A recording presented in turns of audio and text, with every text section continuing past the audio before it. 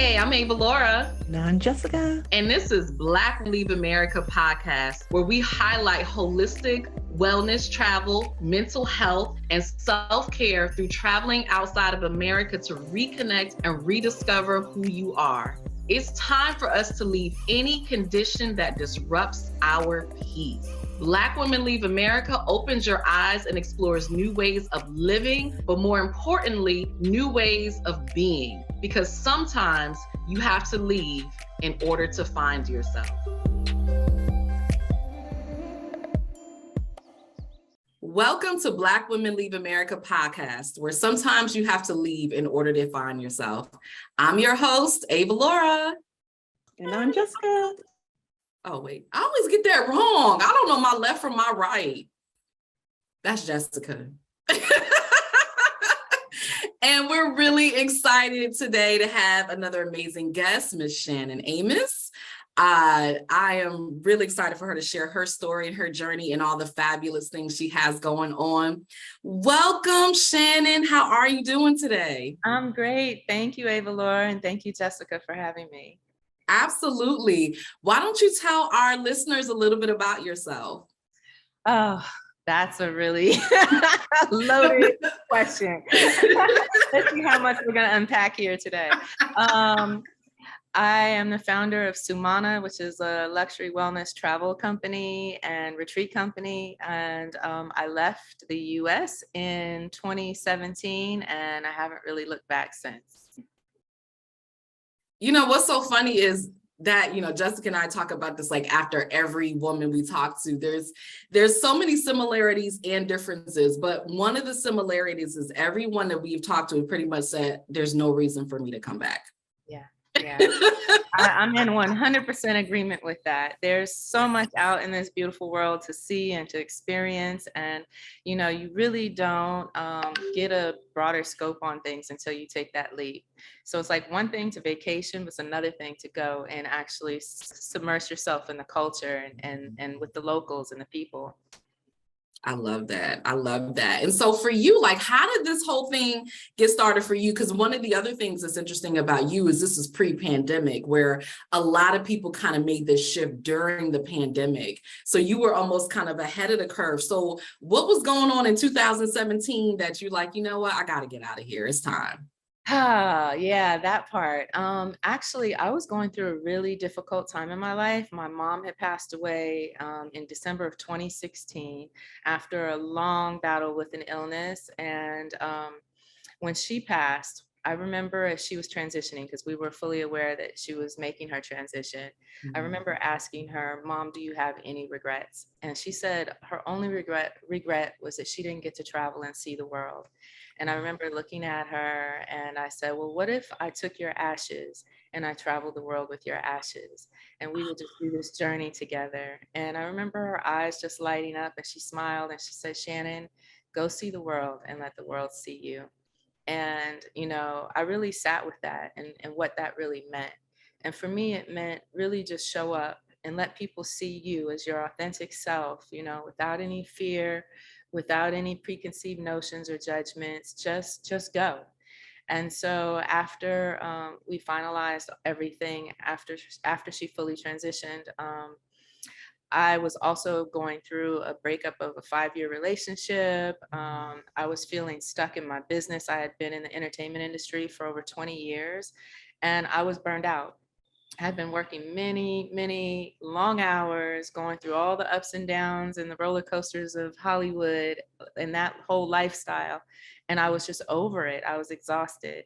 And so I packed one bag and I did something really unusual. And maybe I was having a mental breakdown. I don't know, but I don't know why that's funny, but oh, seriously, because what I did was super unconventional, but I decided I was going to see how far I could go on $700 on a one-way ticket. Ooh. And, my whole family thought I was crazy and people around me were like, that's super irresponsible. But I don't know. I just was having this calling, like, just go and just see how far you can go in the flow.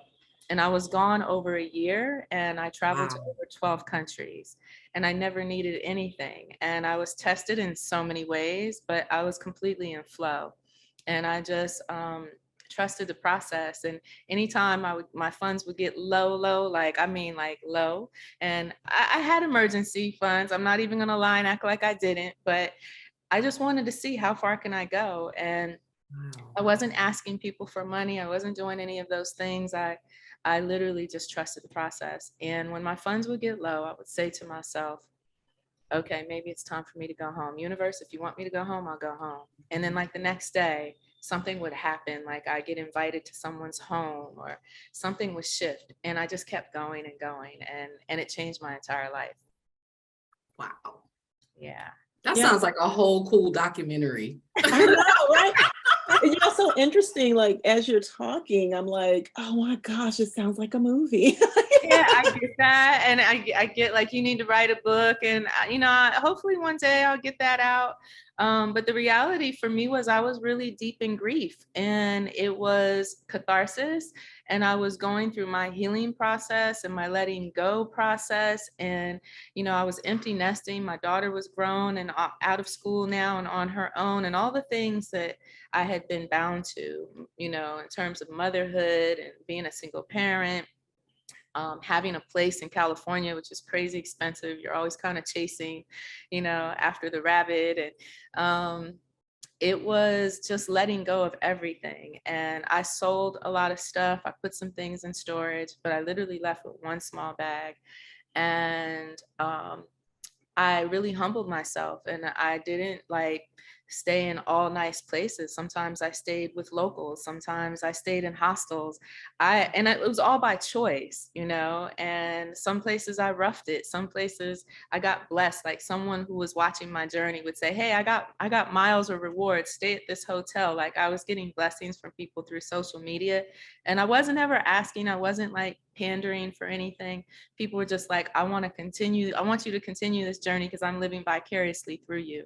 And so, I landed in Bali first, and that was kind of like the beginning of my journey. And I had my mama's ashes with me the whole time. So it was beautiful.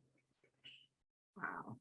I want to hear about the hostels. Hold on. So what does that from Hollywood to hostels, right? Yeah, maybe that's the name of it. Like, what does that look like exactly? Yeah, especially for someone who'd always been a hotel snob. I love my fine linens and beautiful hotels. But what I really came to find was that Southeast Asia has some beautiful hostels, boutique hostels. And in 2017, I was paying as low as $12 a night for places that were really nice. And the thought of sharing a room initially was kind of scary for me. So I eased into it. And, in a lot of places in the beginning, I would get a single. And I didn't even know that was a thing. And I'm like, wait, I can pay $24 and stay here. So, I was trying. That sounds like a hotel. Yeah, and it really was. But a big difference between the hotels and hostels was that in hotels, people are on vacation. If they're connecting with you, it's usually at a bar where they're inebriated. Like people aren't really extending themselves so much, right? Or maybe you meet in the pool or something. But in hostels, everyone is there with the intention of connecting with other people, learning about the place, sharing information. And what I found is I would find myself at dinner tables with 15, 20 people from around the world, and we would be talking about our experiences. And the next day you might end up, trekking with someone or on a boat ride with someone or, in the most remote, crazy place. And it was amazing. Wow. Yeah. That kind of goes against a lot of what we've been taught about hostels. Yes. Especially, movie hostel. Right. Like the movies, it just seems like death, like horror. When you said hostel, I had this idea in my head of, oh my gosh, she was in a place with red lights and you think bed bugs and creepiness and all of that. And trust me, that exists out there as well. But I got turned on right away to the hostel space through another traveler that I met in Bali. And she told me to go on Hostel World. And she was like, read the reviews and look it up. And I had never heard of Hostel World. So I logged on. And I was like, wow, there were gorgeous places. And I, you know, and I'm like, okay, I can stretch my budget. And I would go. And then what ended up happening that almost became a way that I sustained myself is that a lot of the hostels I would go to would be looking for volunteers in exchange for a place to stay. And so I would volunteer doing their social media, being like their welcome person, because sometimes they wanted someone who could speak English. I would get to know the lay of the land, and I would take people on guided tours, and all for a place to stay. And so eventually I moved into quads with like a few people, like 4 females. I tried a co-ed one time and I was like, yeah, that'll never happen again. I have my limit. Different. Yeah, I have mine too. And I'm a light sleeper. So the snoring and other things that can happen in the middle of the night, people sleepwalk, all kinds of crazy stuff. And I'm like, I was even in a dorm where someone had came in drunk one night and tried to sneak a guy into a female dorm. And I was like, you know what? This is not for me. Yeah. Yeah. So at some point I got kind of tired of that. Part of it, and I would opt for single rooms, but it was a great way to stretch my budget. And one of the things that I loved is that there's different kinds of hostels. There's family hostels, there's adult, like more adult mature hostels, and then there's party hostels. And I don't recommend a party hostel unless you're probably 22 and you really want to turn up. Y'all, she is putting us on game. I had never heard of all of this. And so one of the things that I love about you all sharing your stories is that for people who feel like I have to have money, you know what I mean? Like, this is going to be expensive. I can't travel. You just put them on so much game. Like, you get in the door, you know, volunteer your services for room and board. I mean, I remember getting to Vietnam and I had volunteered at this place called I think it was Hoi An Bin Hostel, and they had just opened up a brand new kind of hotel hostel. And so they had private rooms and they really wanted someone to help them with their social. So they gave me a room by myself, beautiful brand new hostel. Nobody had stayed in it. And I was there to kind of welcome guests and point them in the right directions. And I had met a friend who went and volunteered at a party hostel because that was her jam. And she became like a tour guide. And we literally lived in Hoi An for a month. She was running tours. I was assisting people. And then the locals started to find out that I was helping with social media. And next thing I knew, I was getting free clothes because I would come do social media for their dress shops. I was getting free coffee at the local coffee shop because I would do their social media. And it was fun. And, you know, I'm not a 20-year-old backpacker, right? Far from that, but I never had that experience. And, you know, I would meet all these young people from around the world whose parents would send them for gap years. And I was like, I think Americans really need to do that. Like they really, we didn't get that memo. It's very complicated. Lord, you know, I'm over here like, oh, they need social. Yeah. Right, exactly. Yeah. That's not your jam. It was amazing. And I never expected that, but that was part of just being in the flow and just being open to receive whatever the universe had for me. And next thing I know, I walk into a hostel and it's like wanted someone to run the front desk in exchange for room and board. And I was like, what? I'll do that. Wow. Well, I'm definitely going to start putting out some fillers because I want to go to Mexico, Bali. Hey, who needs social? Who? Yeah. You want to get on Facebook? You ready?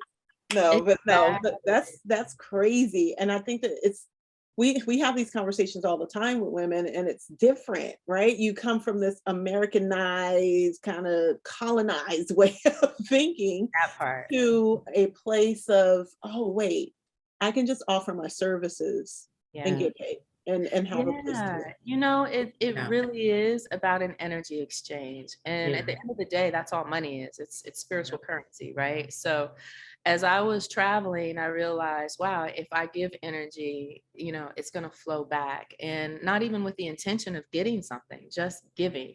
And that's what happened when I first got to Bali. I started volunteering at a school, and some of the locals found out about it. And next thing you know, I was getting rides to places. They were bringing me gifts. They were doing just nice things for me.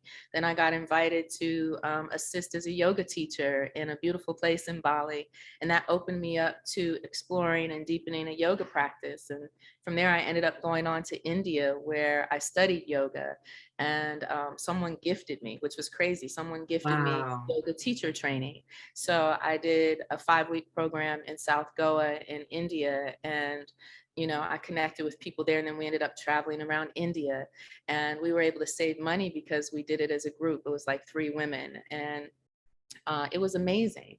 And I had all these experiences and found myself in these really remote places sometimes where no one spoke English, where I had to navigate totally on my own. Sometimes my phone would not get any kind of service, and I literally would be doing sign language trying to find a place to stay. And, you know, there were plenty of meltdowns. Don't get me wrong. I had plenty, plenty of meltdowns, but I found my way, and what it did was boosted my confidence, and it restored. Like, while I was healing and in my grief, I started really doing deeper work without even realizing it. Wow. I look, well, first of all, we have that in common. I did my yoga teacher training in India, and the same thing happened. It was literally people from all over the world, and we ended up traveling after. I mean, it was so cheap. I tell people India was probably the only place that I've gone where I actually came back with money. Yeah. I couldn't even spend all of my money. That's how cheap it was. Like, it was ridiculous. Yeah. I gave away a lot of money in India too, because it's one of those places that it really changes you. Like, I feel like if you go to India, and I don't mean staying in a resort, like if you really go to India and travel India, it will change you, you know, because there's things you just can't unsee.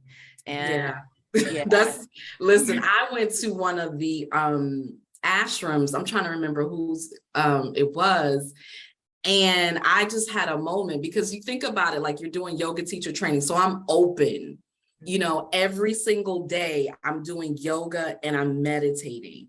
So we went to one of the ashrams, and I literally had a meltdown. I just felt this like crazy, amazing energy wash over me. And I'm sitting outside crying. And they're like, what the hell is wrong with her? And I was just, you know, I'm an empath too. I was just taking in all the energy, and I couldn't explain it. I couldn't, you know, I was just sitting there in the moment feeling it. And all I could do is just cry and just take it all in. And it was one of the most amazing experiences I've ever had. You're like, I live in America. It was just like, I was like just overwhelmed with like this loving energy. And I was just like, what is this? I've never felt anything like this. Yeah, I remember riding a scooter through South Goa by myself in like the song Summer Breeze by the Isley Brothers. Yes. In my head, because I was smelling the jasmine from the flowers. So like blowing through the jasmine of my mind.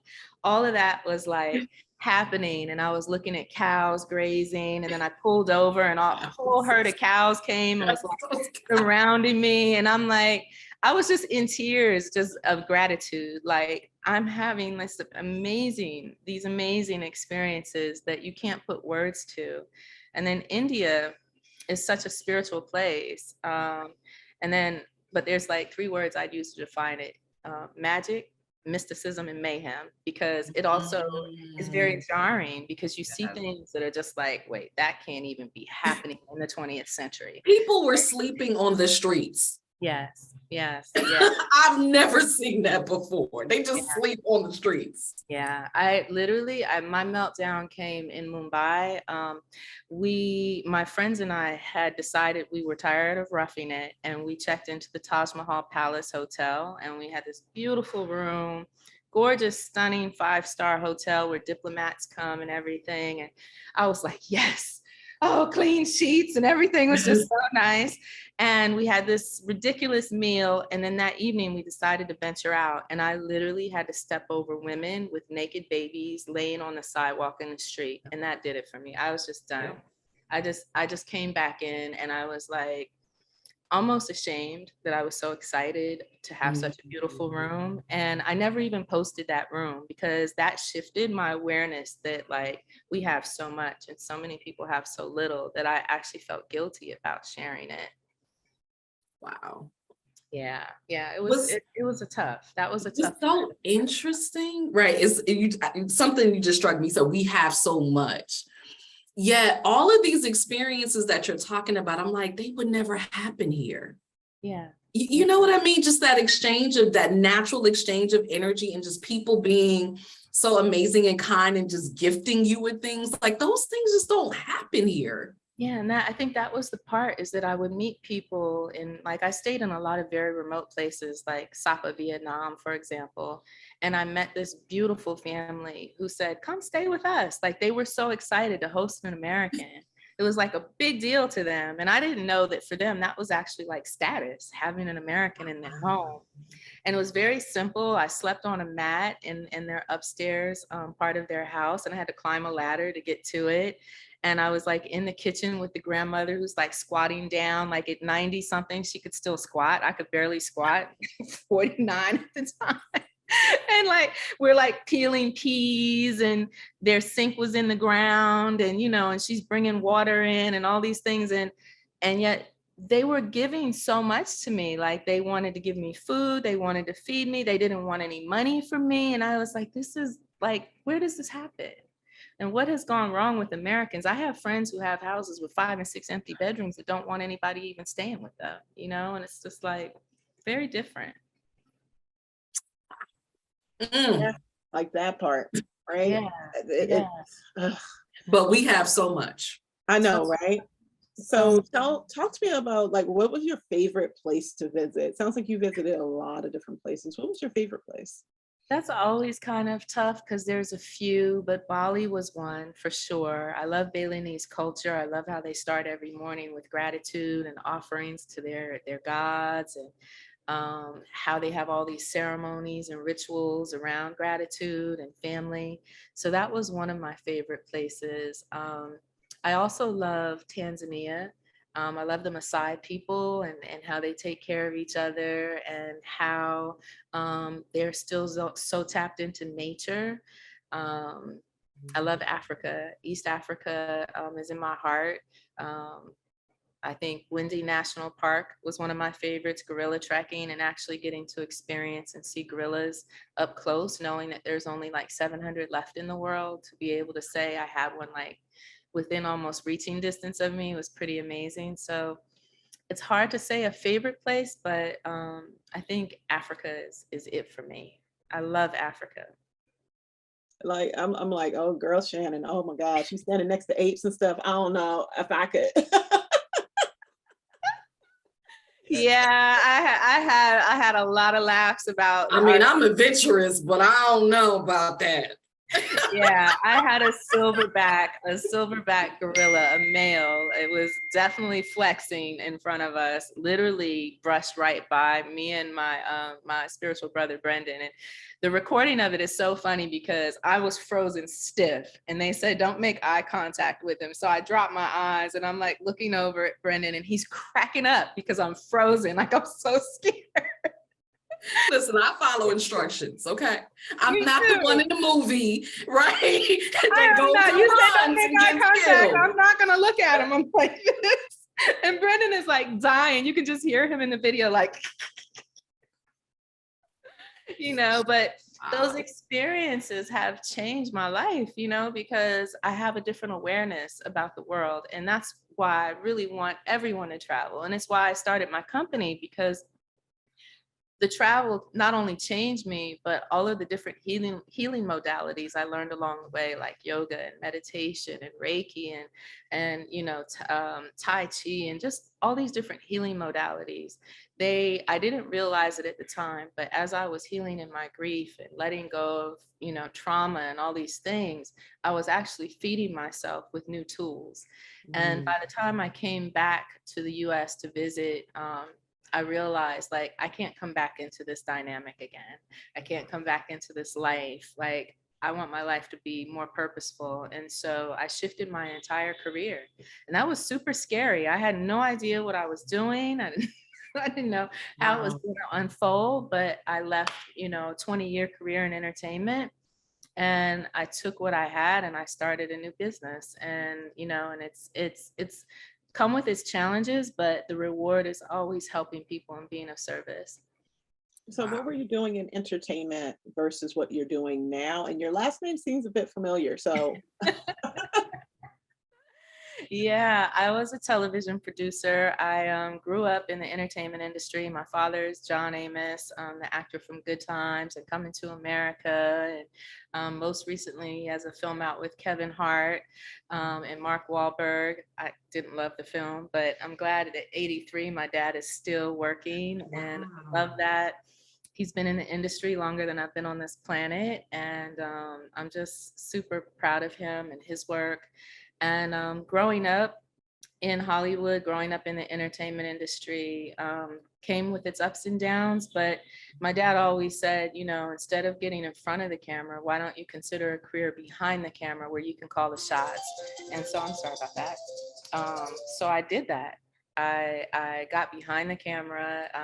I started very young. I was about 17. I started as an assistant, kind of a gopher in the industry, and I worked my way up to executive producer. And some of my last work was with Time Warner and Warner Brothers and Warner Brothers Television. I was an executive there for 5 years, but I realized after many years that this is not fulfilling me anymore. And the only way I would ever come back to entertainment is if I was creating content that was either around social justice, environment, or something that would uplift and inspire Black people and people of color. I love that. I love that. I feel like you probably are doing a little bit of that now just by sharing some of your experience, right? You're definitely inspiring people and impacting them in ways you probably will never know just by sharing, little bits and pieces of your journey.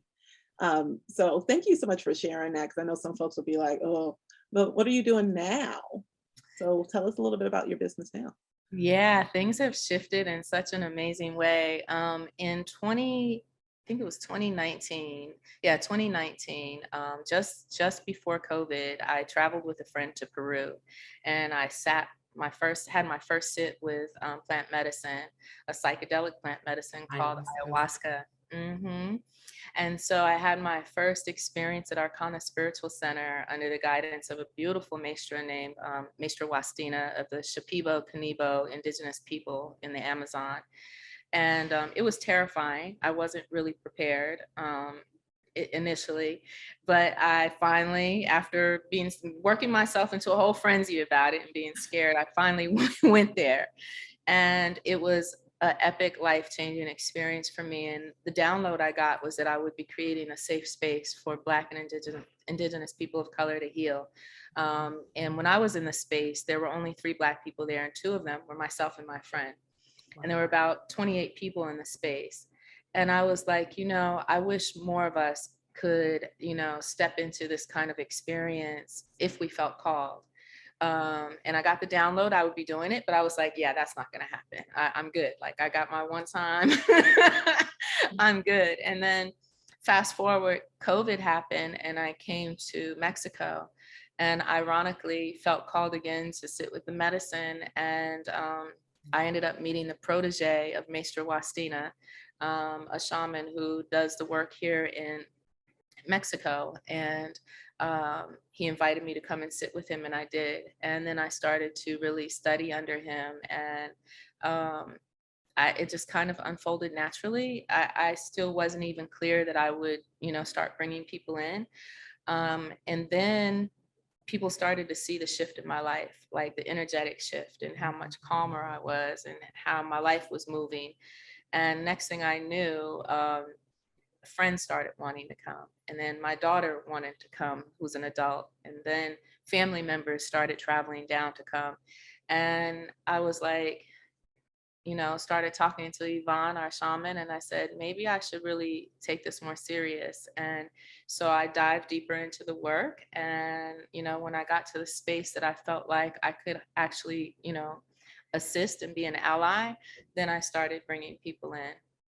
And unlike my experience, I do everything I can to prepare them beforehand. Not just throw them in there. Yeah, because no one really broke it down to me. Like they said, you're going to have to surrender and all this stuff, but I had no idea what that meant, And so my first experience was pretty terrifying.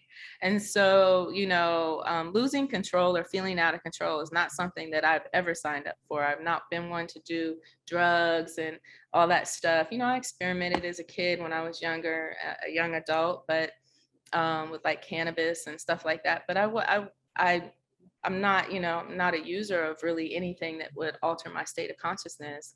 And to go into a space and to trust people and to allow myself to go there was a huge step for me. And I was terrified. I was really terrified.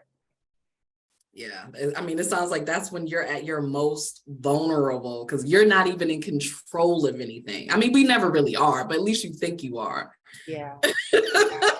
and the thing, yes, and the thing about working with these type of psychedelics is that whatever is in your subconscious mind, whatever trauma you're holding, whatever subconscious thoughts you have that are in your body, it often shows up as a mirror. And your experience is mirroring what your subconscious is holding. And so it was terrifying for me the first night because I was so fearful and I was so resistant that all the ugly stuff was coming up. All the shadow work was coming up. And I was like, hey, I did not sign up for this. That's a little much. Make it stop. Make it stop. But then they said, sisters, surrender, breathe, trust the process, center yourself.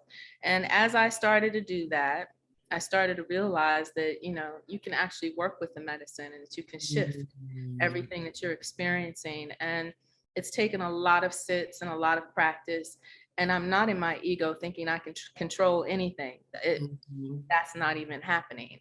But what I can do is be elevated in my thoughts, be elevated in my consciousness, be elevated in what I'm feeding my body, mentally, physically, spiritually, what I'm consuming.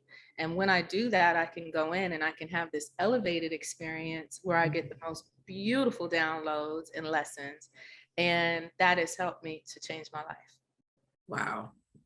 You talk a lot about flow and downloads, and I talk a lot about intuition, right? And being in alignment and going with the flow. Like, what does that look like for you? I think being in alignment and going with the flow is really listening to your heart. It's being heart-centered. It's getting out of your head and allowing and trusting that this universe is infinite and that there's infinite abundance and that we are all gods and God is within us and flows through us. And if that is true, if God is so intelligent and so brilliant, and that is within us, if we allow that to flow through us, then we're going to be fine. We're all here on an assignment. We're all here on our own journey, and we're all reflections of each other. You're my reflection. You're my reflection. And so when we receive that, it's like everything starts to open up, and you can literally see how it moves, how obstacles will move, how signs will show up. But you have to be grounded in the moment. You have to be present to be aware of that. Yeah. Is that how you did mention, because we have to talk about this. I think sometimes people might think like, okay, this sounds really good, but I know it can't be that easy, right? Like, and so you talked a little bit about the meltdowns. Like, what were some of the meltdowns and how did those obstacles move and how did you work through that to have this amazing experience? Just like life, there's challenges all the time. And there's levels to this. You get to one level and you think, oh, I'm here, I made it. And then boom, the test is all over again, right? So I think the journey and the experience started to unravel that for me. And I started to understand that, you know, no matter how great, how much money you make, no matter what you acquire in this life, you're always going to have these different challenges in your life. And for me, flow, a perfect example is like, I got to Kota Kinabalu in, I think it's East or West Malaysia. Maybe it's West Malaysia. I was completely lost. I had got off a bus in the middle of some small town. Nobody was speaking English. My phone had died. It was starting to rain. I didn't know where to go. And I literally was just standing in the rain, having a whole meltdown, crying. And, you know, I caught myself and I was like, just breathe. Everything's going to work out. Just breathe. And I just stood there in the rain and I was just trying to observe the beauty of it. And all of a sudden, this little taxi driver pulls up. It was purple. My phone was off, sorry. It was a purple car, and purple's my favorite color. So this is all kind of cosmic, what happens. Car pulls up and it's got a little like hula dancer in the dashboard and dice and all this silly stuff. And it had a, you know how people put the banners across the hood, the front mirror? Yes. And it said Noelle Jean. Like, that was my mother's name. What are the chances that a Midwestern name is across the front of a car in the middle of Malaysia when I'm having a whole meltdown and this little guy rolls down the window and he goes, hello, madam, you need a taxi? And I just started bawling. I just was like, this can't be happening. But these are the miracles that do happen when you're present. These are the miracles that are unfolding all around us energetically. And I was like, Mom, this is real good. Because my mom had a real corny sense of humor. So the purple car, the hula dancer, just all of it was just so perfect. I love that story. I think that's so amazing. And I think, you know, so much of what you're saying is that we always have this ability, right? Like, it's always within us, but there's just so much noise and so much distraction and just so much just going on here that's not in alignment with who we are, that we can't get to that space. Yes, exactly. And I think that's the key, the distractions.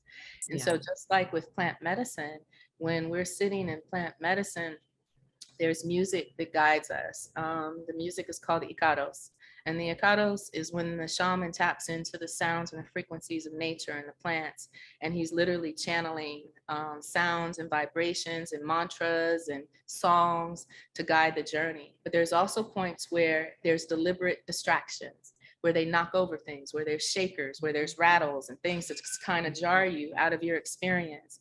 And what I've learned within the medicine is that when I can sit and stay centered and not allow those things to pull me, I can go right into a really beautiful space. You can do the same thing in meditation. You don't have to have psychedelics or plant medicine to get there.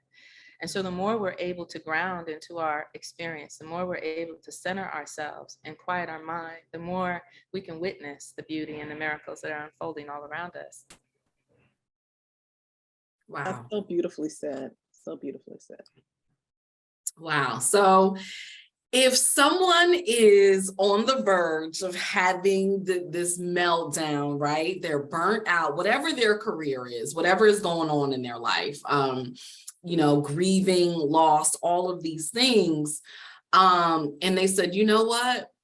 I'm ready to live. You know what I mean? I'm ready to really live and experience life and try to do something similar. Like, what would you suggest is the first thing for them to do? The first thing I would say do is call it in. Say it out loud. I need help. I need the universe to support me. I need God, Mother, Father, God, Creator, whatever you believe in. I need support right now. And send me what I need. Send me what I need. And in that, start to look for what you need. What do you want? Do you want yoga? Do you want meditation? Do you want Reiki? Do you want community? Do you want love? Do you want family? Do you want to change the way you're eating and taking care of yourself?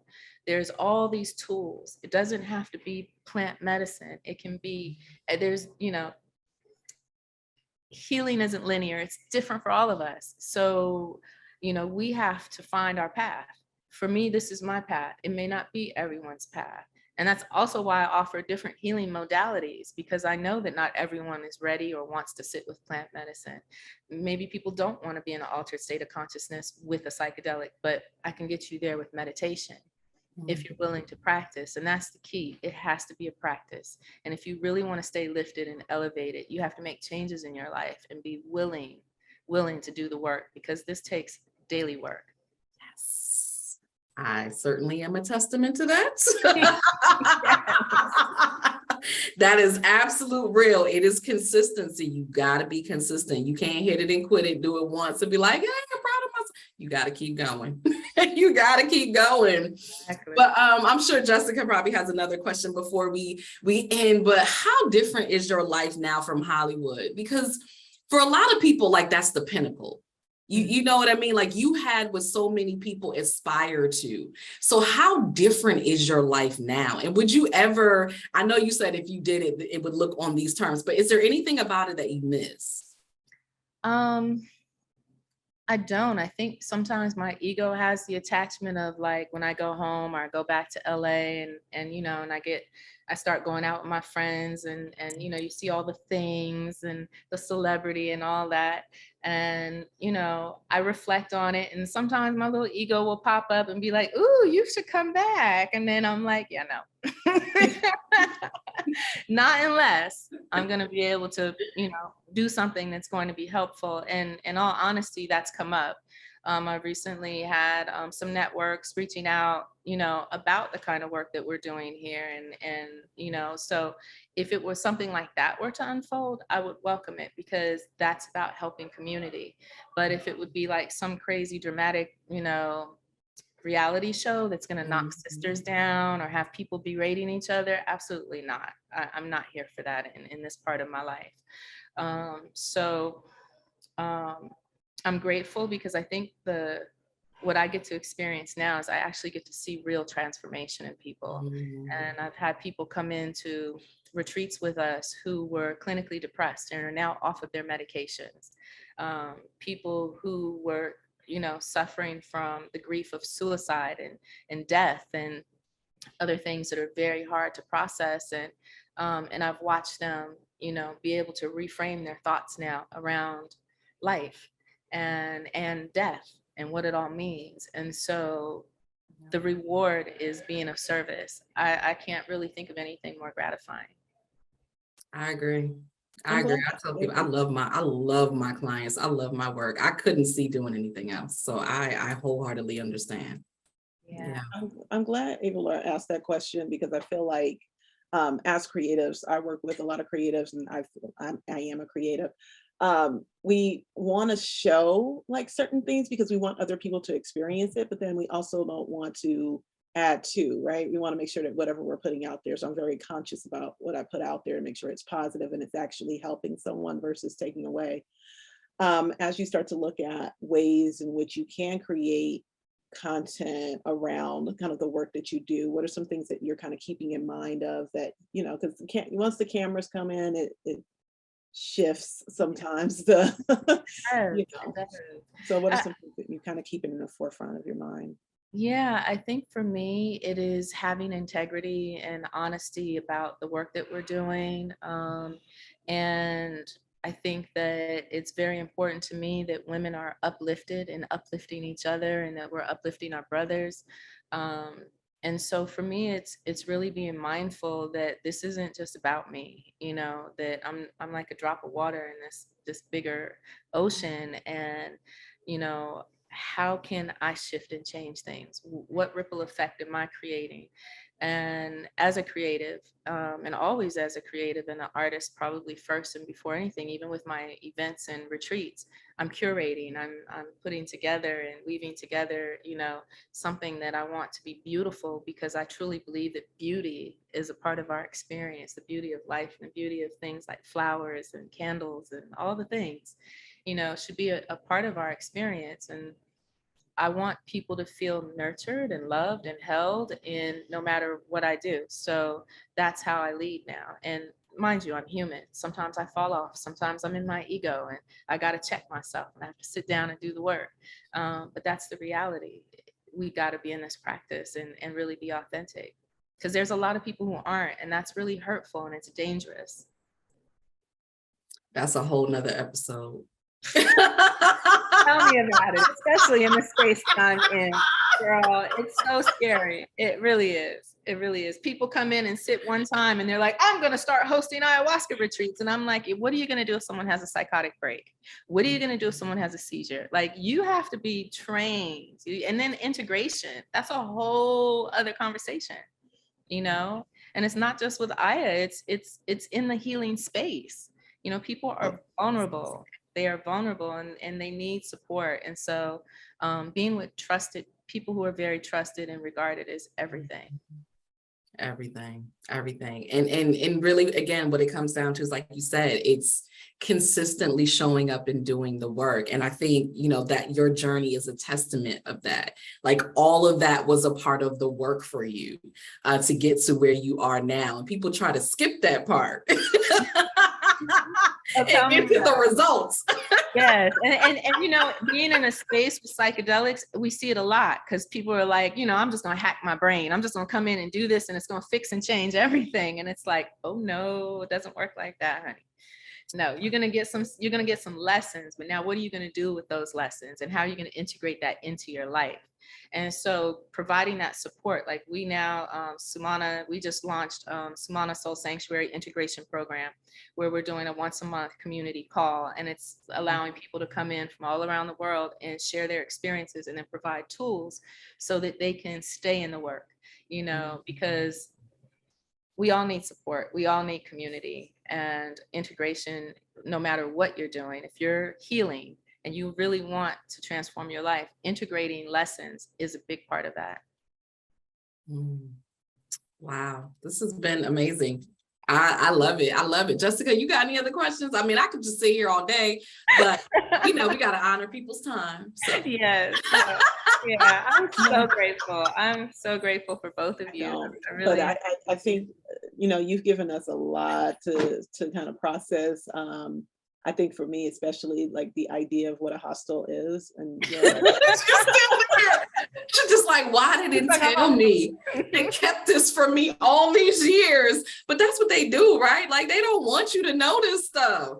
Mm-hmm. Yeah. I mean, really, like, you can literally go to Southeast Asia and get a private room in a hostel where you can connect with people from all around the world for like $20 a night. Like, and like a 5-star hotel, like swimming pools, coffee shops, cute little lounges, sometimes game rooms and movie rooms, like really beautiful spaces. So if there's one thing that you would leave any, you know, just woman of color who is watching this, Black woman, is just like, you know what, I think it's time, you know, I've had some things happen recently, I've experienced some things, what would you tell them? What would be the one thing you would want them to know? Black woman, you are melanated magic. You are beautiful and amazing. Embrace it. Step into it, call it in, invite it in, call on your ancestors and everything you need to support yourself, because you are worthy of every bit of magic that you hold, and the world needs to see you. So show up for yourself. I love it. And key word here is world, not just United States, not just US, world. Yes. And as everyone is saying, apparently more people see it outside of this country than here. So there's a reason why they're afraid of us, honey. And that's the magic that we hold. I love it. On that note. Which is why they try to help contain it and keep it down. But anyway, that's another episode for another time. Thank you so much for watching Black Women. Pack your bags, y'all. Pack your bags and get your passport. Yes, definitely. Thank you so much. This has been an amazing episode. Avalaura, I'll let you take us out. Thank you so much for being here. Thank you so much, all of you, for watching. We appreciate your time, your energy, sharing, and all the good stuff. And I just hope that as you all are watching this, that you take away something. You know, I don't care if it's one thing, and just implement it. Just implement it and use it in your life right now. So thank y'all for watching. Until next time.